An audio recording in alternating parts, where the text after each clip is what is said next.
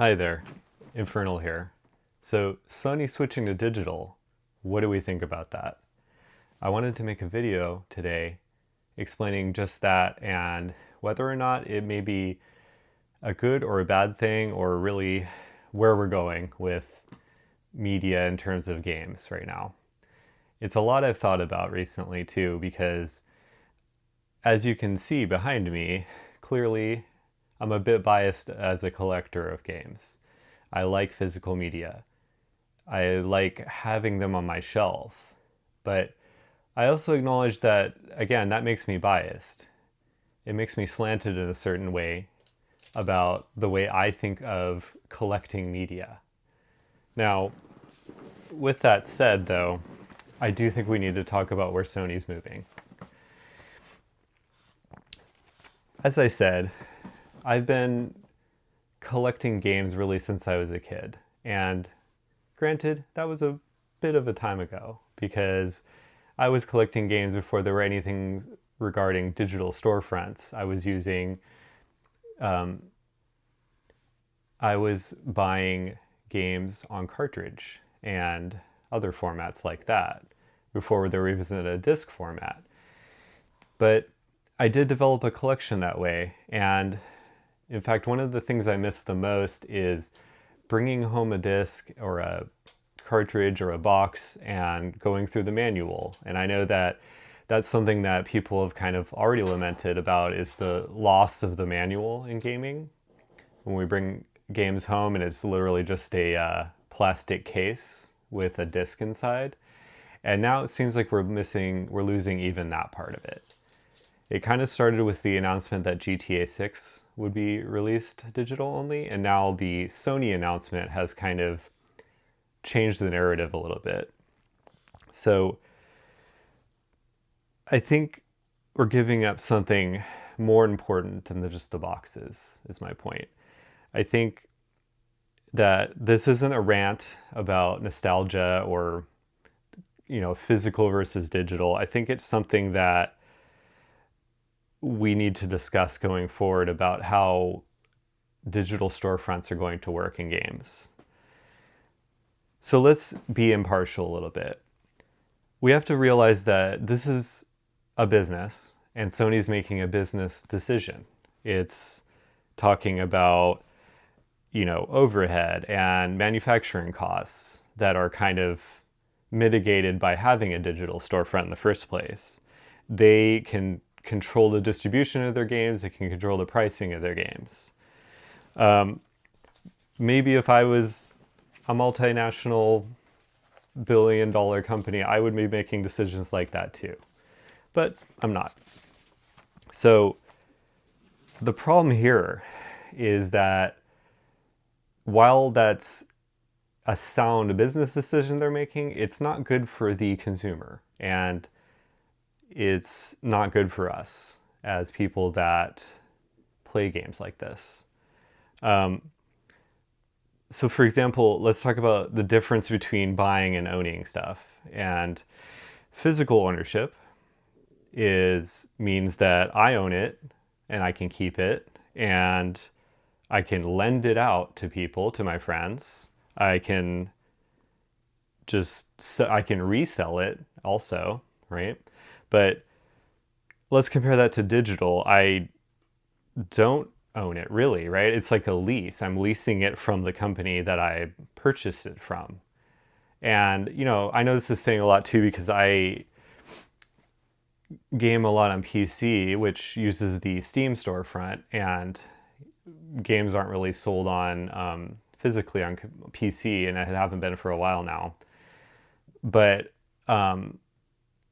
I think that it's setting a further precedent if we keep going down this road and all the other console manufacturers stop doing this too. People don't really think about what they do and don't own until they don't have the ability to own it anymore. And I think that also goes with when these products are becoming digital only, we're going to buy them. And what happens when that storefront goes down? What happens when they're delisted. And this has already happened with Nintendo, for example, when they pulled all their DS and 3DS games off their storefronts. It's happened with Sony. They've pulled the Sony Vita, they pulled the PS3 games off now, all the way up to PS3, which while that could be considered retro at this point, there's no way to play those games anymore if you don't own them. And I think that is one of the biggest concerns I would have about the games that I'm perceived to own versus the ones that I actually own. So let's talk about physical media being a way to keep companies honest. What do I mean by that?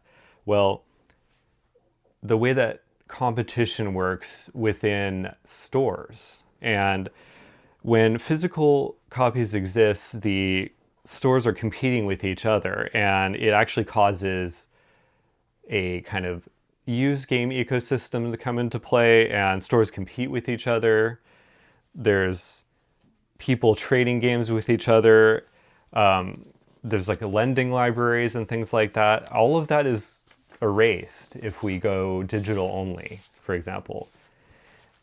Then there's the whole collector market, of course, which I don't necessarily participate in the, buying and grading part of that, because I think there's like several other issues regarding that, but I do collect them.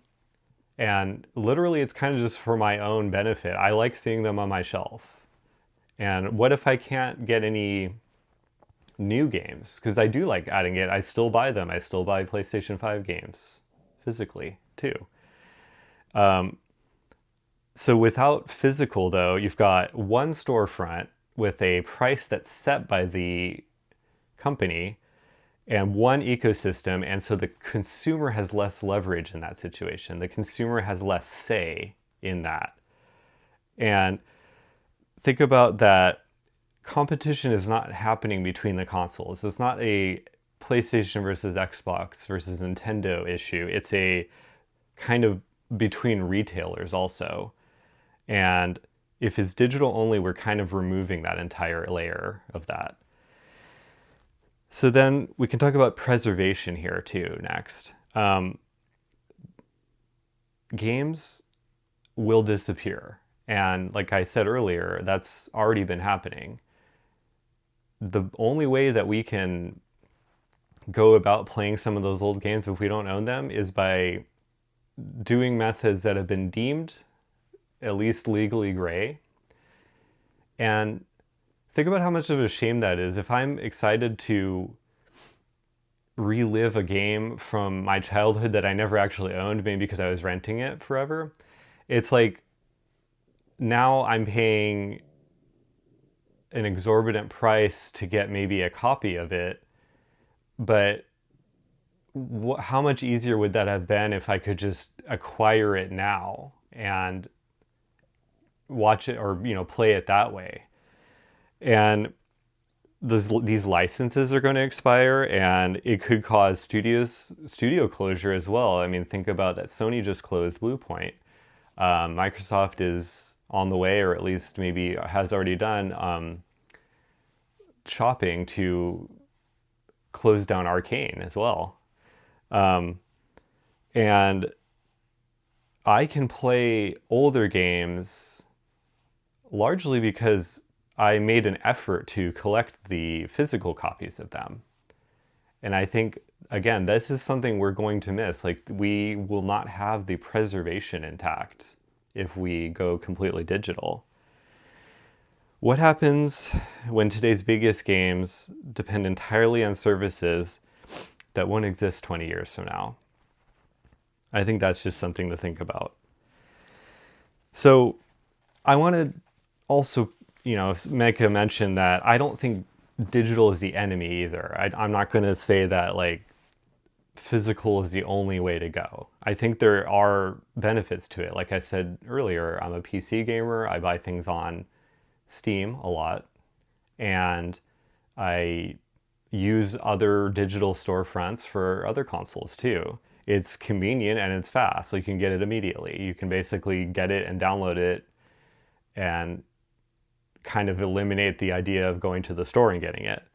It's good for indie stuff too. And in fact, I think we're seeing a little bit of a indie, I don't want to say renaissance, but at least a boost in the indie sphere with games that have been successful in that realm that are largely bolstered by their presence in digital storefronts. So I'm not saying that it's bad. I think that it's should be a choice though. And I think this is just completely eliminating that choice. And again, this isn't just about Sony and the PlayStation. It's kind of more of like, this is where gaming is headed. And I think that's what we need to talk about. I think it's that, for example, this has happened with movies now. I think, in fact, it happened with movies first, right? Now it's almost unheard of to watch things on DVD unless you've already owned them, prior. Now we're talking about, there's 5 million streaming services to get access to things, and none of them actually have a comprehensive collection of what you'd actually want to watch. Books are becoming more increasingly digital, although I think, again, maybe there's a movement to get more to physical with books as well. But the point is, all these media are now being condensed into digital formats. And again, is that where we're going? Is this is the future? Are we comfortable with that? Are we comfortable never really owning the things that we're buying? Are we comfortable with the idea that everything's like a subscription service now? I don't think I am, for one thing.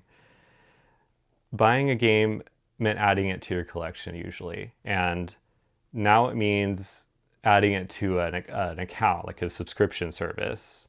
And it's not the same thing because you really don't completely own it when it's a subscription service. And that's just the thing that we need to reflect on here.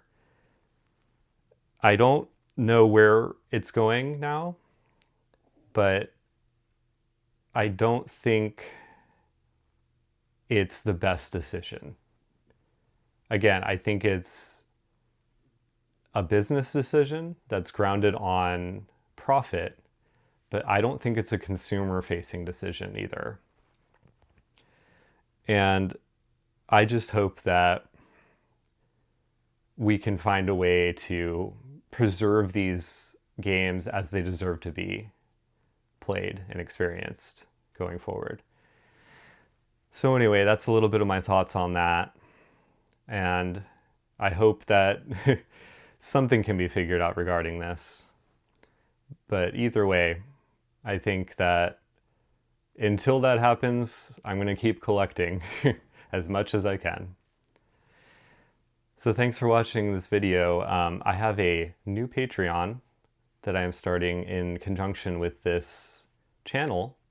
And in that, I hope to have behind the scenes content and some user polls and things that describe videos that you guys might want to see as well. And in general, I'm always going to be working on new videos. I do a lot of From Software content, as you've probably seen. And I also stream to Twitch and YouTube on Wednesdays. So look for that as well. Thanks again, and I will see you guys later. Bye.